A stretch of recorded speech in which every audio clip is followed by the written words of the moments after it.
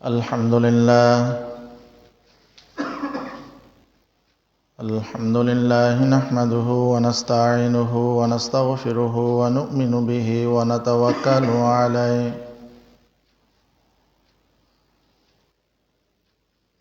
ونعوذ بالله من شرور أنفسنا ومن سيئات أعمالنا من يهد الله فلا مضل له ومن يضلله فلا هادي له ونشهد أن لا إله إلا الله وحده لا شريك له ونشهد أن سيدنا وحبيبنا ومولانا محمدا عبده ورسوله صلى الله عليه وعلى آله وأصحابه وبارك وسلم تسليما كثيرا أما بعد فأعوذ بالله من الشيطان الرجيم بسم الله الرحمن الرحيم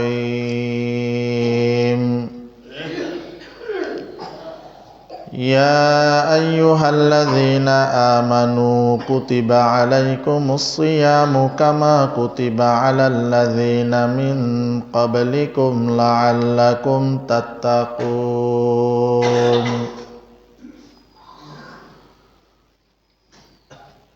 وقال رسول الله صلى الله عليه وسلم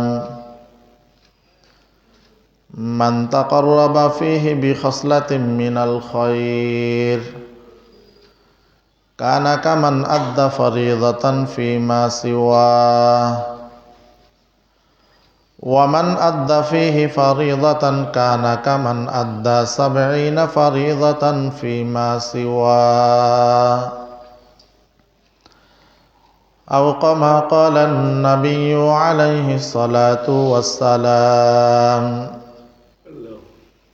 محمد الشهيد درود شريف اللهم صل على محمد وعلى آل محمد كما صليت على إبراهيم وعلى آل إبراهيم إنك حميد مجيد اللهم بارك على محمد وعلى آل محمد كما باركت على إبراهيم وعلى آل إبراهيم إنك حميد مجيد আলহামদুলিল্লাহ মহান রব্বুল আলামিনের দরবারে অসংখ্য অগণিত শুকরিয়া যে মহান রব্বুল আলামিন আমাদেরকে পবিত্র শাবান মাসের ২৪তম তারিখ চতুর্থতম জুমার নামাজ পড়ার উদ্দেশ্যে মসজিদে আসার বসার যার যতটুকু সম্ভব হয়েছে ইবাদত বন্দেগী করার পর প্রতি জুমার নিয়ে সংক্ষিপ্ত সময়ে কিছু কথা বলার নিয়তে শোনার নিয়তে আল্লাহ রব্বুল আলামিন আমাদেরকে একত্রিত হওয়ার তৌফিক দান করেছেন। শুকরিয়া আদায় করি আলহামদুলিল্লাহ। লক্ষ কোটি দরুদ ও সালামের হাদিয়া তাজদারে মদিনা সাইয়্যিদুল মুরসালিন ইমামুল আম্বিয়া খাতামুন নবিয়্যিন রাহমাতুল লিল আলামিন জনাবে মুহাম্মদুর রাসূলুল্লাহ সাল্লাল্লাহু আলাইহি ওয়াসাল্লামের উপর। আমি খুতবার শুরুতে কোরআনুল কারীমের সূরা বাকারার ১৮৩ নম্বর আয়াতে কারিমা তিলাওয়াত করেছি। নবীজি সাল্লাল্লাহু আলাইহি ওয়াসাল্লামের অসংখ্য অগণিত হাদিস শরীফ থেকে ছোট্ট একটি হাদিস শরীফ তিলাওয়াত করেছি। আল্লাহ তাআলা তৌফিক দান করলে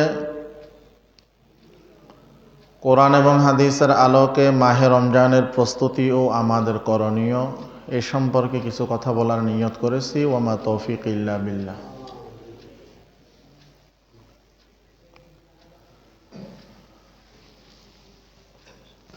যে মাস চলতেছে, শাবান মাসটা একেবারেই সন্নিকট, শেষ হয়ে যাইতেছে, শেষ পর্যায়ে আমরা চলে আসছি। কয়দিন পরেই গুরুত্বপূর্ণ একটা ফজিলতপূর্ণ মাস আসতেছে, যে মাসের নাম হইল রমজানুল মুবারক।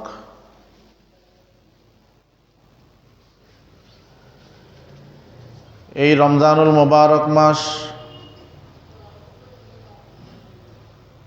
বাকি 11টি মাসের মধ্যে ফজিলতপূর্ণ একটি মাস।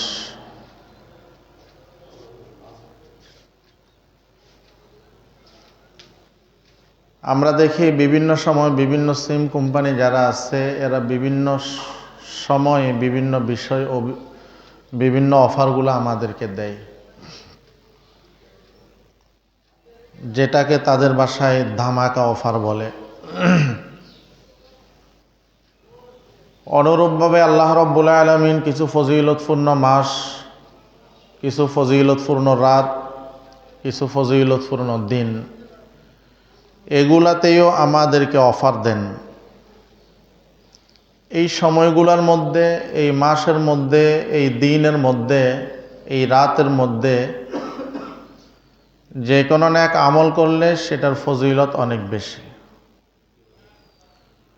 তো এই অফার সমূহের মধ্যে একটা অফারের নাম হইল রমজানুল মুবারক। যেই রমজানুল মুবারকের জন্য আমরা 2 মাস আগ থেকে আল্লাহ রাব্বুল আলামিনের দরবারে দোয়া করতেছি।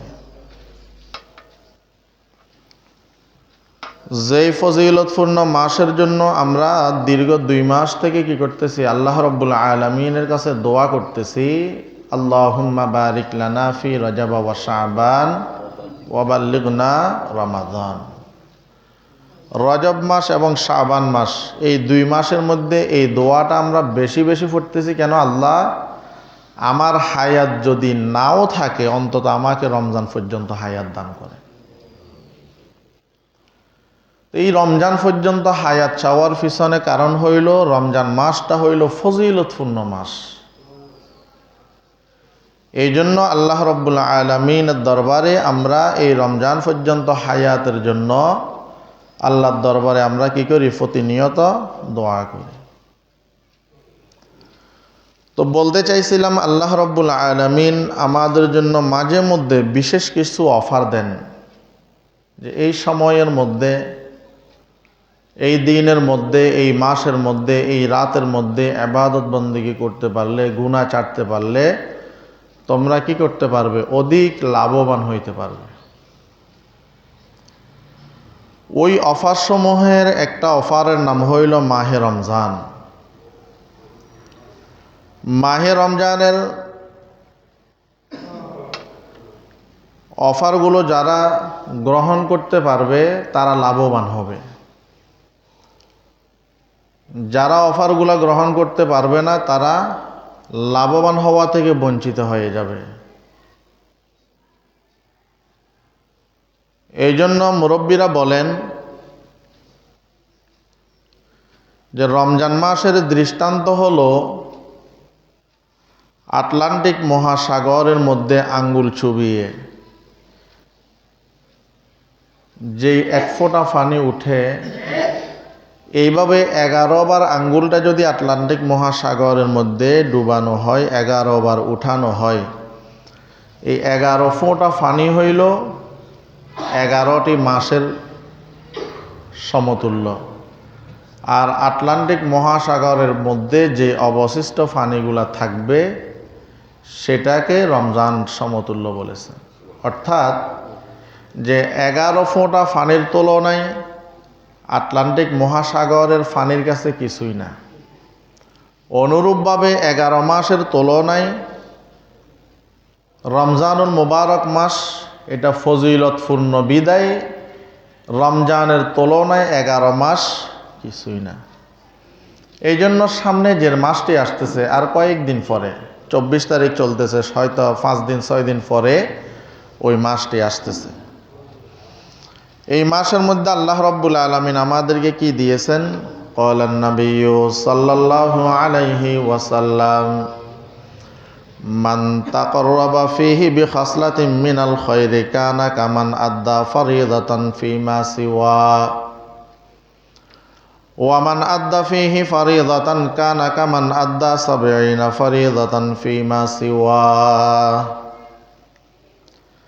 আমার আপনার নবী মুহাম্মদুর রাসূলুল্লাহ সাল্লাল্লাহু আলাইহি ওয়াসাল্লাম পবিত্র মাহে রমজানের ফজিলত বর্ণনা করতে গিয়ে বলেন, ও আমার উম্মতের নরনারীরা, পবিত্র মাহে রমজানের মধ্যে যদি কোনো একজন ব্যক্তি যদি নফল নামাজ আদায় করে, ওই একটা নফলকে একটা ফরজ সমতুল্য সওয়াব আল্লাহ রাব্বুল আলামিন দান করবেন।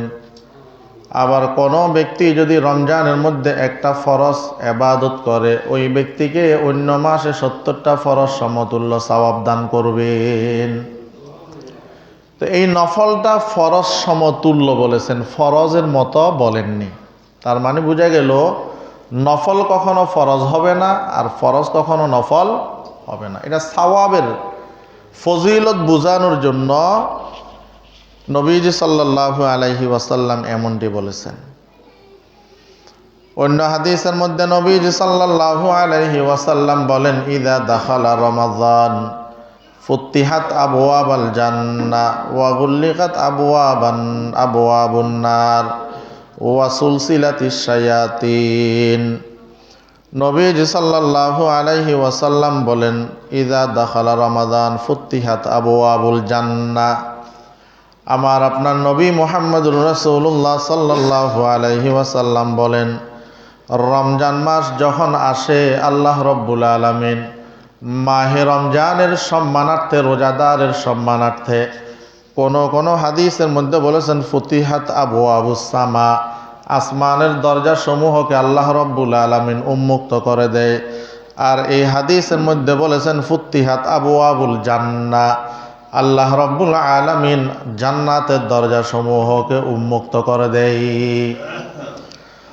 ওয়া গুল্লিকাত আবওয়াবুন নার, নবীজি বলেন মাহে রমজানে রোজাদারের সম্মানার্থে, রমজানের সম্মানার্থে আল্লাহ রাব্বুল আলামিন জাহান্নামের সমস্ত দরজাগুলাকে বন্ধ করে দেয়। কোন কিতাবের মধ্যে আছে রমজান মাসের মধ্যে আল্লাহ রাব্বুল আলামিন অপরাধীদেরকে যে কবরের মধ্যে শাস্তি দিতেছেন, ওই শাস্তিটাকেও আল্লাহ রাব্বুল আলামিন মওকুফ করে দেয়, বন্ধ করে দেয়। এরপরে নবীজি বলেন ওয়াসুলসিলাতিশ শায়াতিন, রমজান মাসের মধ্যে আরেকটা আমাদের জন্য পুরস্কার হলো আল্লাহ রাব্বুল আলামিন রমজান মাসের মধ্যে দুষ্ট জিন শয়তান যেগুলো আছে ওইগুলাকে আল্লাহ রাব্বুল আলামিন শিকলাবদ্ধ করে রাখেন। তো রমজান মাস এটা অত্যন্ত ফজিলতপূর্ণ মাস। এই জন্য আমরা এই রমজানের জন্য বিগত 2 মাস থেকে কি করতেছি? প্রস্তুতিও নিচ্ছি, আল্লাহর দরবারে দোয়াও করতেছি। অন্য হাদিসের মধ্যে নবীজি সাল্লাল্লাহু আলাইহি ওয়াসাল্লাম বলেন, রমজান মাসের চাঁদ উদিত হওয়ার পর আল্লাহ রাব্বুল আলামিনের পক্ষ থেকে একজন ঘোষণাকারী ঘোষণা করে, ইয়া বাগিয়াল খাইরি আকবিল ওয়া ইয়া বাগিয়াশ শাররি আকসির।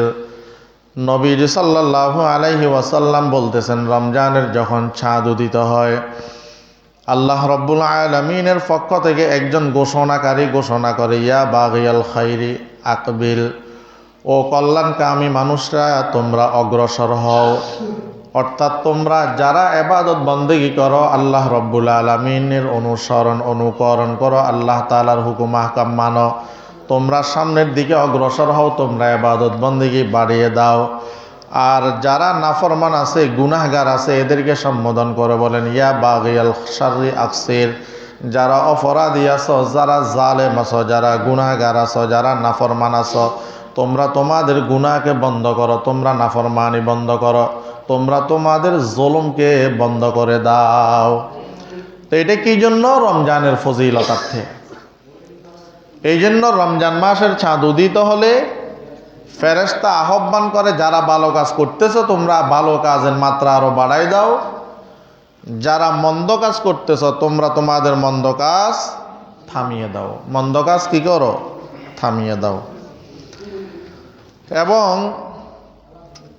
রমজান মাস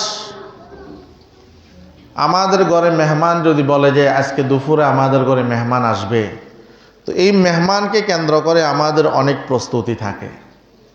মেহমানকে কেন্দ্র করে আমাদের কি থাকে? অনেক প্রস্তুতি থাকে। আমার ঘর দুয়ার সুন্দর করে সাজগোজ সুন্দর করা হয়, খানাপিনার সুন্দর আয়োজন করা হয়, ইত্যাদি ইত্যাদি। অনুরূপভাবে রমজান মাস আমাদের সামনে চলে আসছে, ফজিলতপূর্ণ মাস, সম্মানিত মাস। অতএব এই সম্মানিত মাসের জন্য আমাদেরকে এখন থেকে কি করতে হবে? প্রস্তুতি নিতে হবে। আমাদেরকে প্রস্তুতি নিতে হবে। তো রমজান কেন্দ্রিক আমাদের সমাজের মধ্যে অনেক শ্রেণীর লোক থাকে, বিশেষ করে এখানে 4 শ্রেণীর লোক এখানে নির্ধারণ করছেন। এক শ্রেণী হলো আমলমুখী মানুষ, যারা রমজানের আগ থেকে রমজানের জন্য প্রস্তুতি নিয়ে থাকে যে সে কিভাবে মাহে রমজানটা ইবাদত বন্দেগীর মাধ্যমে, আমলের মাধ্যমে অতিবাহিত করবে, কিভাবে মাহে রমজানের পবিত্রতা রক্ষা করবে, তারা এই চিন্তায় বিভোর থাকে। এবং রমজানের আগেই তারা নিজেদের একটা রুটিন করে ফেলে যে আমি যে রমজান মাস আসতেছে, এই রমজান মাসটা আমি কিভাবে অতিবাহিত করব। আমার অন্যান্য দুনিয়াবী কাজগুলোকে সংক্ষিপ্ত করে কিভাবে রমজানের জন্য আমি আমার সময়টাকে অতিবাহিত করতে পারবো, তো এটার জন্য তারা কি করেন? প্রস্তুতি গ্রহণ করেন। এই শ্রেণীর মানুষগুলো হইল আমলমুখী মানুষ। আরেক শ্রেণীর মানুষ আছে আমরা যারা রাজনীতিবিদ। আমরা কি করি? রমজান মাস আসুক, ঈদ উল ফিতর আসুক, ঈদ উল আজহা আসুক, তা আমরা এই সময়গুলা কেন্দ্রিক আমরা রাজনৈতিকভাবে মাহে রমজানকে গ্রহণ করি।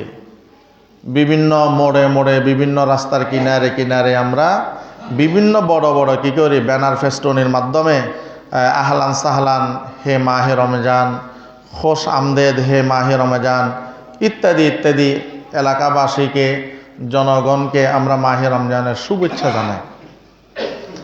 আরেক শ্রেণীর মানুষ হলো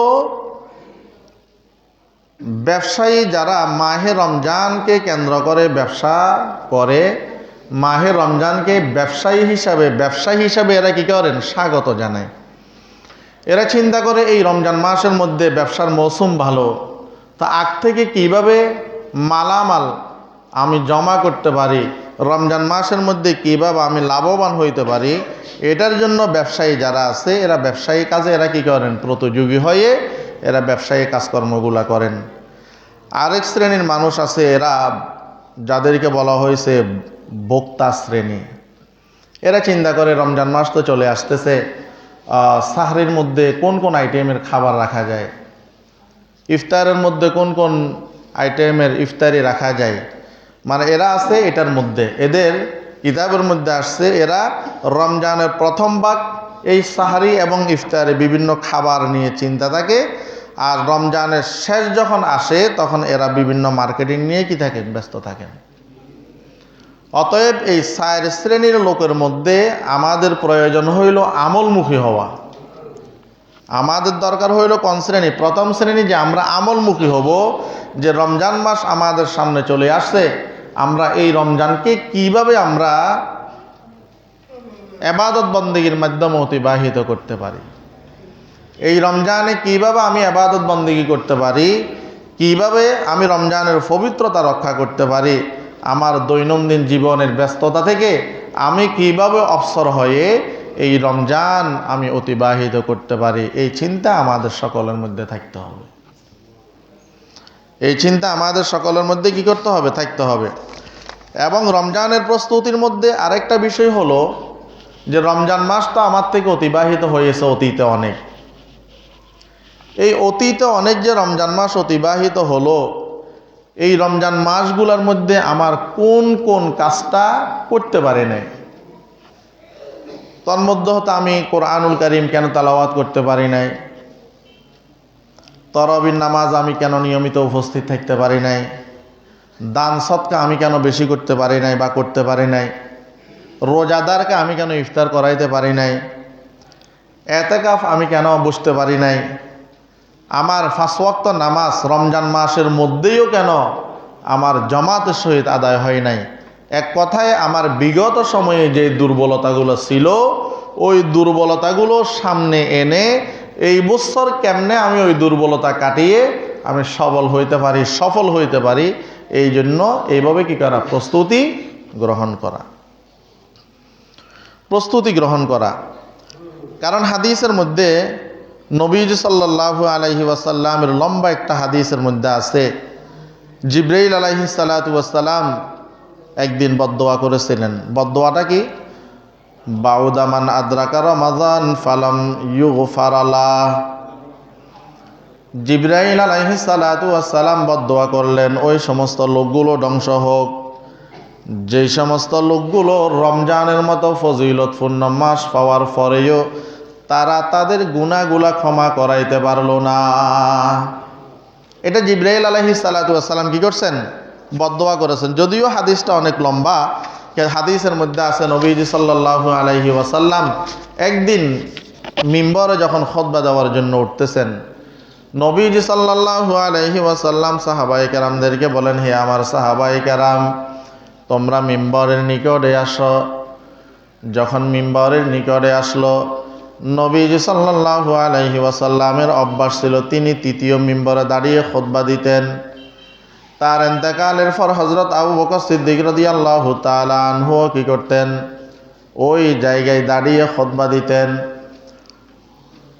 তার ইন্তেকালের পর হযরত আবু বকর সিদ্দিক রাদিয়াল্লাহু তাআলা আনহু চিন্তা করলেন, নবীজি সাল্লাল্লাহু আলাইহি ওয়াসাল্লাম যে সিঁড়িতে দাঁড়িয়ে খুতবা দিতেন, ওই সিঁড়িতে দাঁড়ানো এটা আমার জন্য বেয়াদবি হবে। নবীজি তৃতীয় সিঁড়িতে কি করতেন? দাঁড়িয়ে খুতবা দিতেন।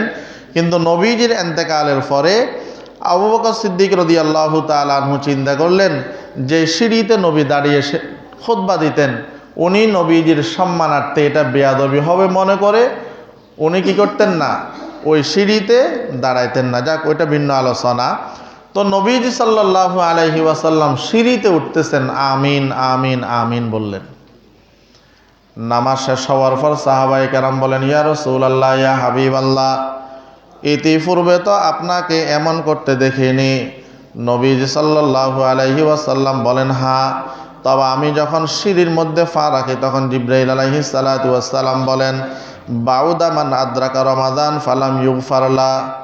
জিবরাইল আলাইহিস সালাতু ওয়াসসালাম বলেন, ধ্বংস হোক ওই ব্যক্তি যে রমজান ফেল অথচ সে তার গুনাহগুলো ক্ষমা করাইতে পারলো না। তখন আমি বললাম আমিন। এরপরে জিবরাইল আলাইহিস সালাতু ওয়াসসালাম বলেন, বাউদা মান যুকিরতা ইনদাহু ফালাম ইউসাল্লি আলাইকা। ধ্বংস হোক ওই সমস্ত ব্যক্তি যাদের সামনে আপনি মুহাম্মদুর রাসূলুল্লাহ সাল্লাল্লাহু আলাইহি ওয়াসাল্লামের নাম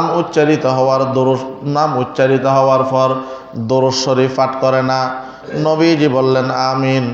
এরপরে নবীজি সাল্লাল্লাহু আলাইহি ওয়াসাল্লাম বলেন, তৃতীয় সিঁড়িতে যখন আমি পা রাখলাম তখন জিবরাইল আলাইহিস সালাতু ওয়াসসালাম বলেন, বাউদা মান আদরাকা ওয়ালিদাইহিল কিবারা ইনদাহু আও আহাদুহুমা ফালাম ইউদখিলাহুন জান্নাহ।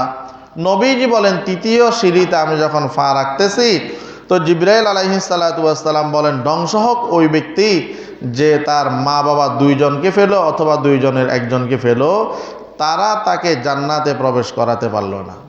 তারা তাকে জান্নাতে কি করতে পারলো না? প্রবেশ করাতে পারলো না। অর্থাৎ তারা মা বাবার খেদমতের মাধ্যমে জান্নাতে কি করতে পারলো না? প্রবেশ করতে পারলো না, জান্নাত কামাই করতে পারলো না।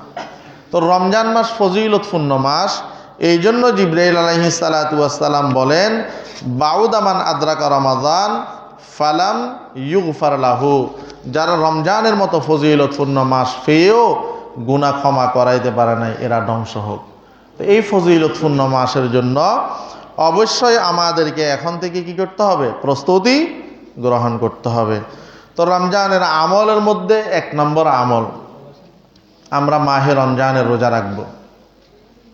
আমরা মাহে রমজানের কি করব?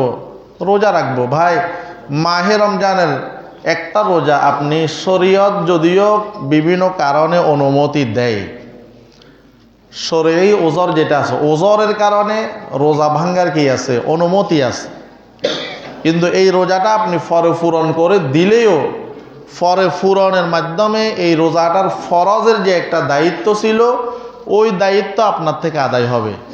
কিন্তু এই একটা রোজা আপনি যদি রাখতেন, এটার কি পরিমাণ সওয়াব পাইতেন, ওই সওয়াব থেকে তো আপনি কি হয়ে যাবেন? বঞ্চিত হয়ে যাবেন। কিন্তু আপনার উপর দায়িত্ব ছিল, দায়িত্বটা আদায় হয়ে গেছে, কিন্তু আপনি তো ফজিলত থেকে কি হয়ে গেলেন? মাহরুম হয়ে গেলেন।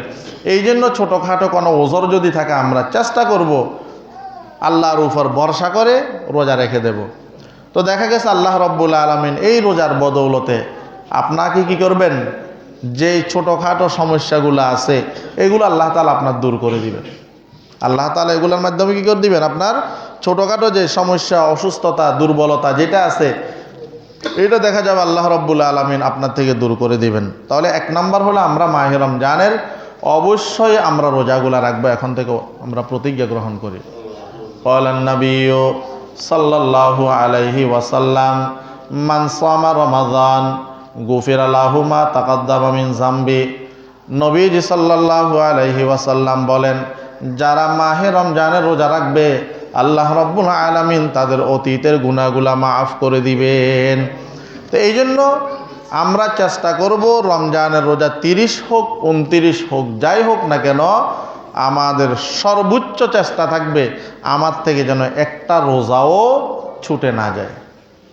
আমার থেকে যেন একটা রোজাও কি না যায়? ছুটে না যায়। 2 নম্বর, আমরা মাহে রমজান হলো কোরআন নাজিলের মাস। মাহে রমজান হলো কোরআন নাজিলের মাস। এটা নিয়ে অনেক লম্বা আলোচনা আছে। তা আল্লাহ রব্বুল আলামিন পুরা 30 পারা কোরআনকে সর্বপ্রথম লৌহে মাহফুজ থেকে প্রথম আসমানে আল্লাহ তাআলা অবতীর্ণ করেছেন। এরপরে যখন যতটুকু প্রয়োজন হয়েছে, কিতাবের মধ্যে আছে নবীজি সাল্লাল্লাহু আলাইহি ওয়াসাল্লামের 23 বছর নবুয়তি জীবনের মধ্যে আল্লাহ রব্বুল আলামিন যখন যেটা প্রয়োজন হয়েছে, যেভাবে প্রয়োজন হয়েছে, কোনো কিতাবের মধ্যে আসছে জিবরাইল আলাইহিস সালাতু ওয়াস সালাম 24,000 বার আল্লাহ রসুলের কাছে ওহী নিয়ে আসছেন। তো রমজান মাস হইল কোরআন নাজিলের মাস। এই জন্য আমরা কোরআনুল কারীমের বেশি বেশি তিলাওয়াত করব।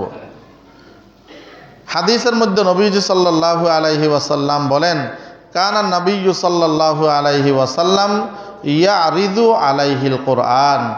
নবীজি সাল্লাল্লাহু আলাইহি ওয়াসাল্লাম বলেন যে নবীজি সাল্লাল্লাহু আলাইহি ওয়াসাল্লাম প্রতি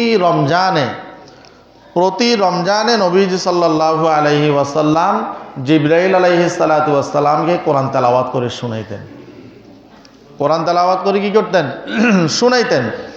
এবং আমরা যাদের অনুসরণ করি, অনুসরণ তো আল্লাহ রসুলের করি, কিন্তু আমাদের মুরব্বীরা যারা আছে, যারা কোরআন হাদিস মোতাবেক জীবন যাপন করছেন, যারা কখনো সুন্নতের বিপরীত কোনো কাজ করেন নাই, কখনো সুন্নতের বিপরীত কোনো কাজ করেন না। যেমন একজন আল্লাহর ওলির ব্যাপারে একটা ঘটনা আছে। উনি কোনো এক জায়গায় শুনলেন অমুক এলাকার মধ্যে একজন আল্লাহওয়ালা লোক আছে, বহুত বড় বুজুর্গ ব্যক্তি আছে।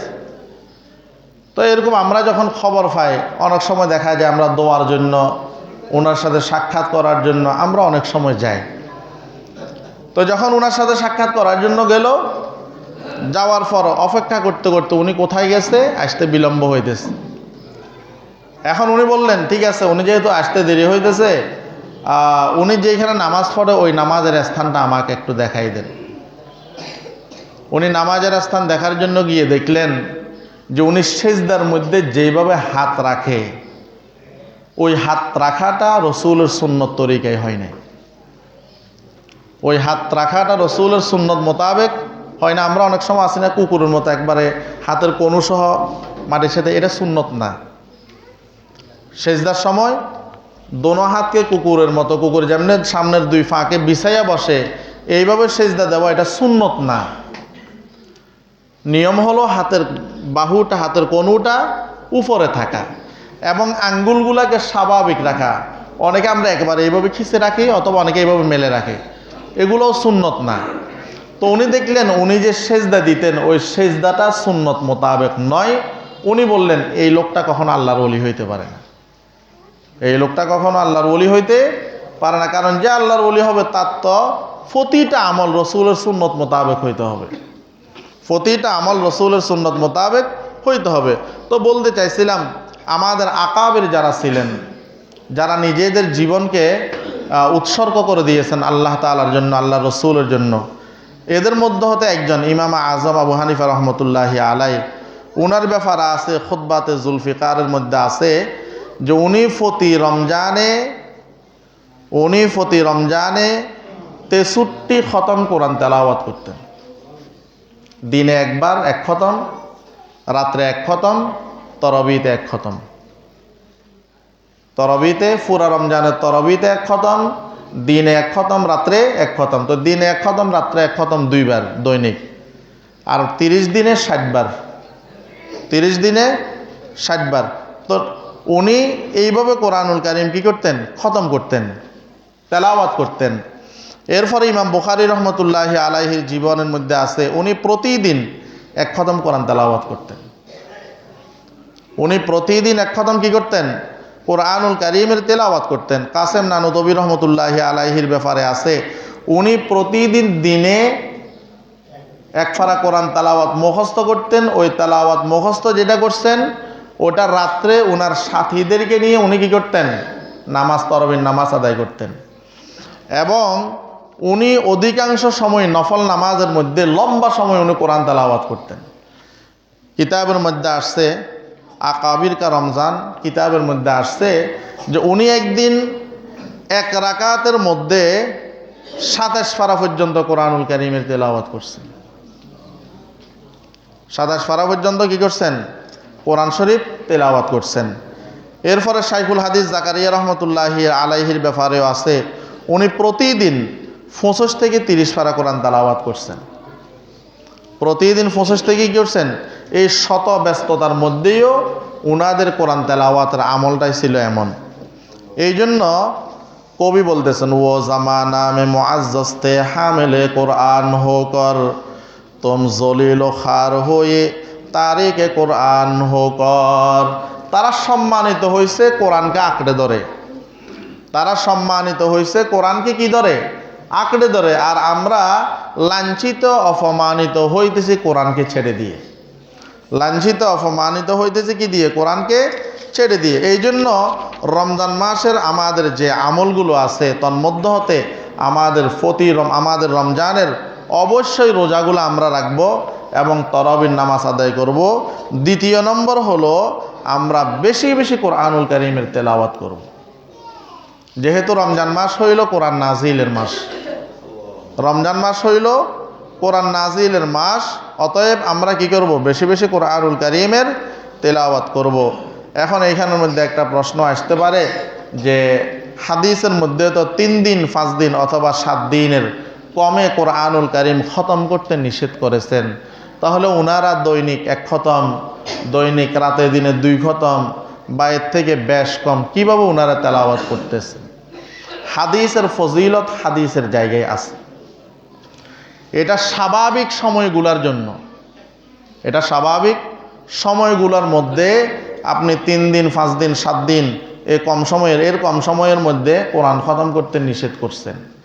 কিন্তু ফজিলতপূর্ণ যে সময়গুলো আছে, আপনি ওমরাতে গেলেন, এখন মক্কার মধ্যে আছেন, আপনি বাইতুল্লাহ গেলেন, সময় আপনার ওইখানে আছে 5 দিন বা 7 দিন। তো আপনি এই 5-7 দিনের মধ্যে 1 খতম নয়, যত খতম মন চায় আপনি তত খতম দিতে পারবেন, কারণ ওটা বিশেষ সময়ের জন্য, বিশেষ জায়গার জন্য। আপনি মদিনাতে গেলেন, ওইখানে আপনাকে হয়তো 5 দিন রাখলো, আরও কম বেশ রাখলো। তো ওইখানের মধ্যে আপনি যদি মন চায় প্রতিদিন 1 খতম করে দিবেন, তাহলে আপনার ওই আমলটা হাদিসের সাথে সাংঘর্ষিক হবে না, কারণ এটা হইল বিশেষ সময়ের বিশেষ স্থানের সাথে সম্পর্ক। অনুরূপভাবে মাহে রমজানের মধ্যে 30 খতম, 60 খতম, 63 খতম বা কম বেশ যে তেলাওয়াত আছে, এটার সাথে হাদিসের সাথে কোনো কিনা সাংঘর্ষিক না। যেহেতু রমজান মাস ফজিলতপূর্ণ মাস, ওই হিসাবে ফজিলতপূর্ণ মাসে আপনি যত বেশি তেলাওয়াত করবেন কোনো সমস্যা নাই। এমনি স্বাভাবিক আমরা যে কোরআন তেলাওয়াত করি, মসজিদে আসলাম কোরআনুল কারীম তেলাওয়াত করতেছি, ঘরের মধ্যে গেলাম কোরআনুল কারীম তেলাওয়াত করতেছি, এই সময়গুলোর মধ্যে আপনাকে 3 দিন 5 দিন 7 দিনের কমে খতম করতে নিষেধ করেছেন। বাকি বিশেষ সময়, বিশেষ স্থান, বিশেষ মাস, এইগুলোর মধ্যে যদি আপনি কোরআনুল কারীম তেলাওয়াত যত বেশি পারেন করতে পারবেন, আপনার এই আমলটা হাদিসের সাথে কি হবে না, সাংঘর্ষিক হবে না। তো 2 নম্বর, আমরা এখন থেকে প্রস্তুতি নেব যে মাহে রমজানের মধ্যে আমরা বেশি বেশি দান সদকা করব। মাহে রমজানের মধ্যে আমরা বেশি বেশি কি করব, দান সদকা করব। নবীজি সাল্লাল্লাহু আলাইহি ওয়াসাল্লাম অন্য মাসের তুলনায় হাদিসের মধ্যে আছে, কানা রাসূলুল্লাহ সাল্লাল্লাহু আলাইহি ওয়াসাল্লাম আজওয়াদু মা ইয়াকুনু ফি রমাদান ওয়া কানা আজওয়াদু বিল খাইরি মিনার রিহিল মুরসালা। নবীজি সাল্লাল্লাহু আলাইহি ওয়াসাল্লাম অন্যান্য মাসের তুলনায় রমজান মাসের মধ্যে কি করতেন, দান সদকা বেশি করতেন। অন্যান্য মাসের তুলনায় রমজান মাসের মধ্যে কি করতেন, দান সদকা বেশি করতেন। দান সদকা কি করতেন, যেটাকে রমজানে তার দানের গতি ছিল বাতাসের গতির চেয়েও বেশি, বলেছেন সুবহান। মানে অন্যান্য মাসের তুলনায় নবীজি সাল্লাল্লাহু আলাইহি ওয়াসাল্লাম রমজানে দানের গতি ছিল বাতাসের চেয়েও বেশি। এই জন্য আমরা এখন থেকে নিয়ত করতে পারি যে সামনে ফজিলতপূর্ণ মাস আসতেছে, আমরা এখন থেকে বেশি বেশি দান সদকা করব। রমজানের মধ্যে বেশি বেশি আমরা কি করব, দান সদকা করব। অনেকে শুধুমাত্র আমরা রমজান কেন্দ্রিক জাকাত দিই। এটার ব্যাপারে উলামায়ে কেরামের পরামর্শ হলো যে আরবি বৎসরের হিসাব করে আপনি মালের জাকাত দিবেন। আরবি বৎসরের, যেমন আরবি মুহররম থেকে শুরু, জিলহজ্জে কি বছর শেষ। তো এই 1 বছর মালের যদি বয়স হয় আপনার কাছে, নির্ধারিত অঙ্কের যদি মাল থাকে, টাকা থাকে, স্বর্ণ থাকে, তো আপনাকে জাকাত দিতে হবে। এখন আপনি যদি শুধু রমজানের জন্য বসে থাকেন, তো বাকি 11 মাসের মধ্যে গরিব অসহায় যারা আছে এদের অবস্থা কি হবে? এই জন্য অন্যান্য মাসের